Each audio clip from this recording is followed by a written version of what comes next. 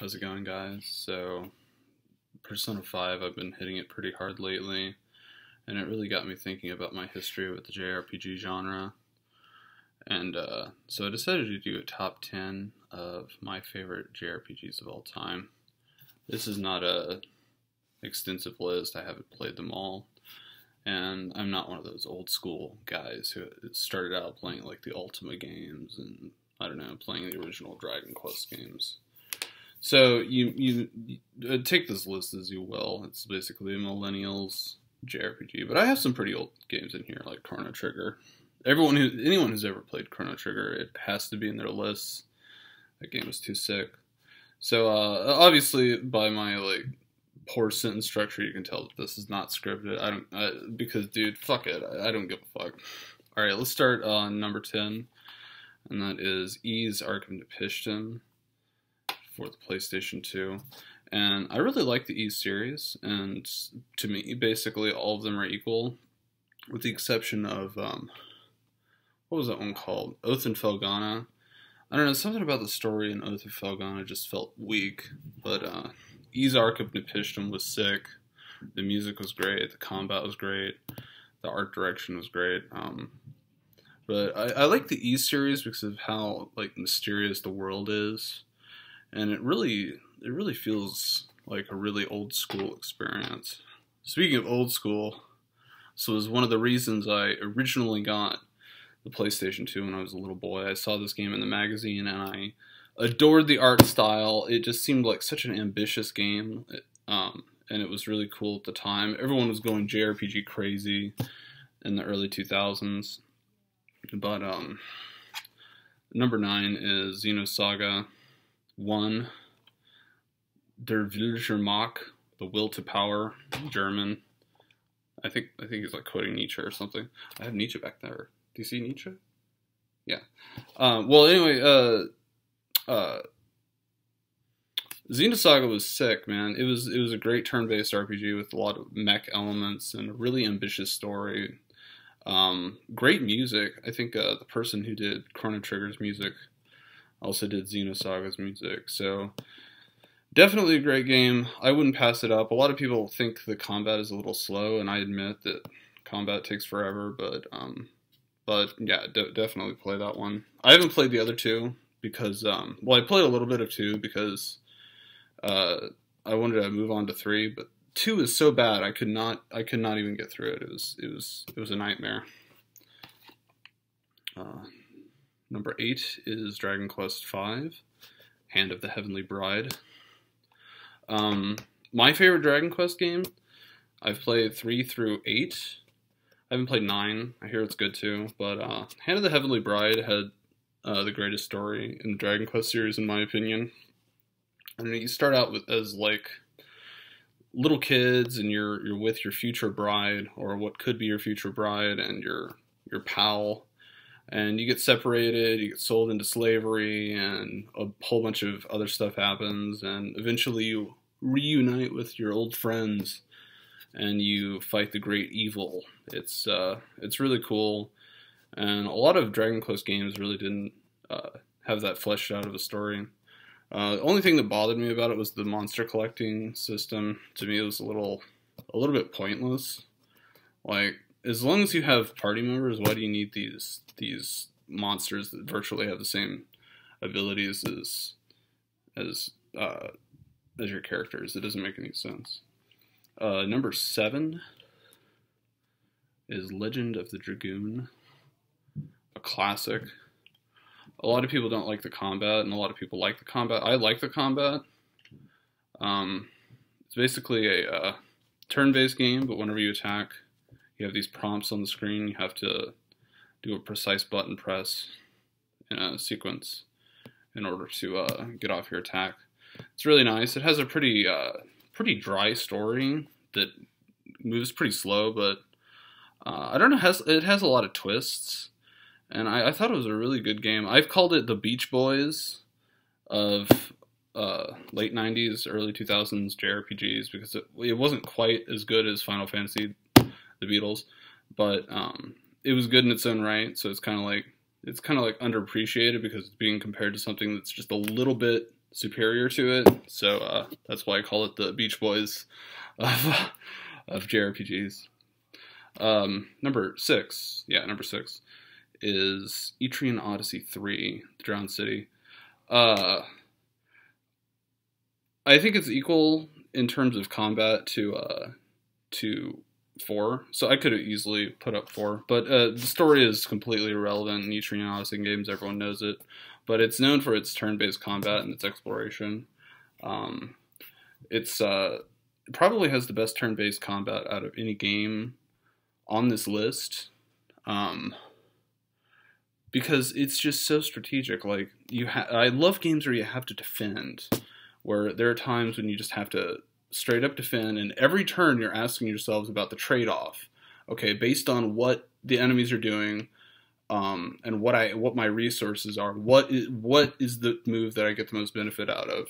And I don't know, I love those kind of tense moments, and Etrian Odyssey was disgusting. Do not miss that game.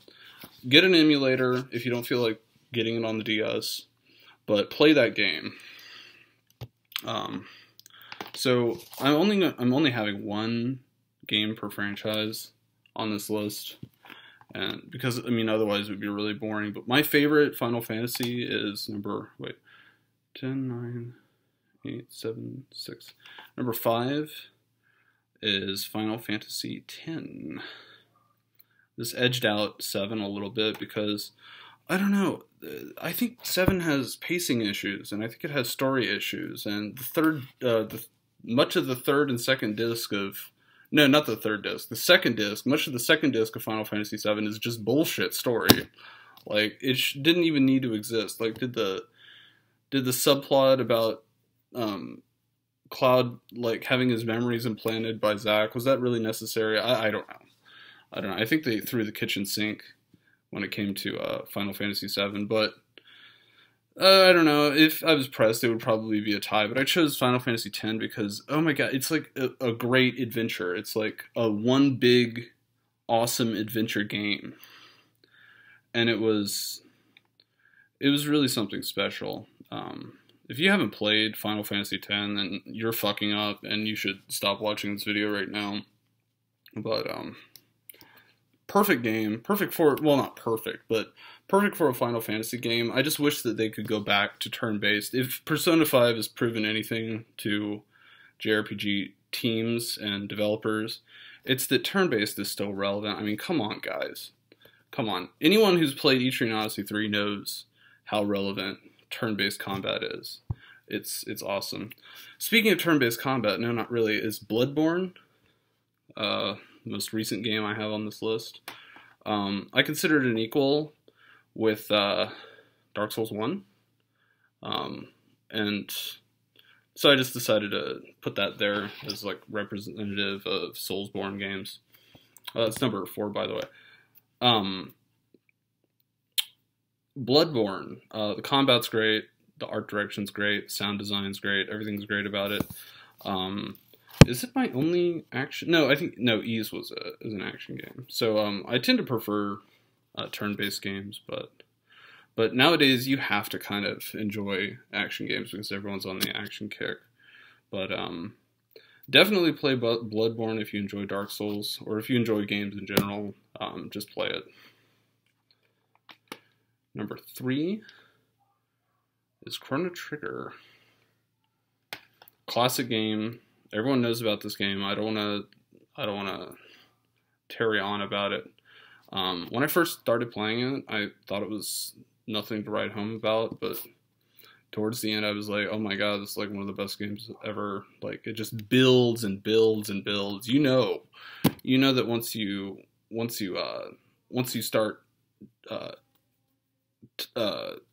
start like midway through the game, you know that the story is just building, and it just keeps building, and it's amazing.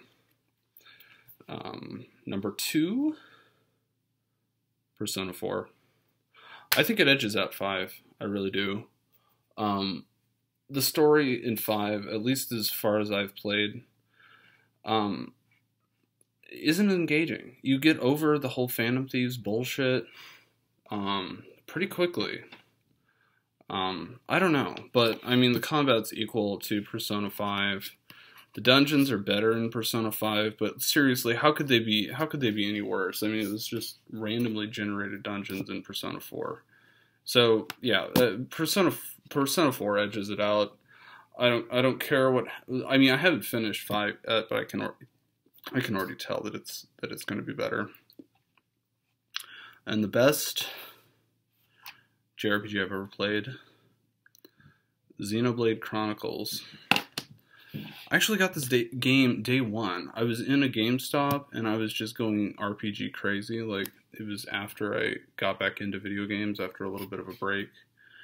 And I got it. It was in the wrapper. And I was just like, oh, this looks like a JRPG. I look on the back. And yeah, it's a JRPG. And I brought it home. Didn't like it at first. The story felt a little slow. And the combat, it was not amazing. But once I reached the Bionis leg, like, I realized how epic this game was. I mean, it was this huge open world. Tons of things to do, great combat and characters and story and art direction. The graphics at the time were a little bit outdated, but I mean, who cares? It was an SD game in an HD era, but it like took everything. Like, I didn't even know what a 10 out of 10 game was until I played Xenoblade Chronicles. I mean, it was bananas, and it was consistent through and through. It got better and better. After the Bionis leg, I mean, crazy game, ridiculous game. Go play Xenoblade Chronicles. Play it on PC, it's better on PC. I played it on the Wii and a little bit on PC, but it's clearly superior on the PC. But yeah, go and play Xenoblade. Play all of these games. Do yourself a favor. These are the best JRPGs ever made. My opinion is fact. No. But yeah, anyway, tell me what you think in the comments section, and I'm out. I'll see you later.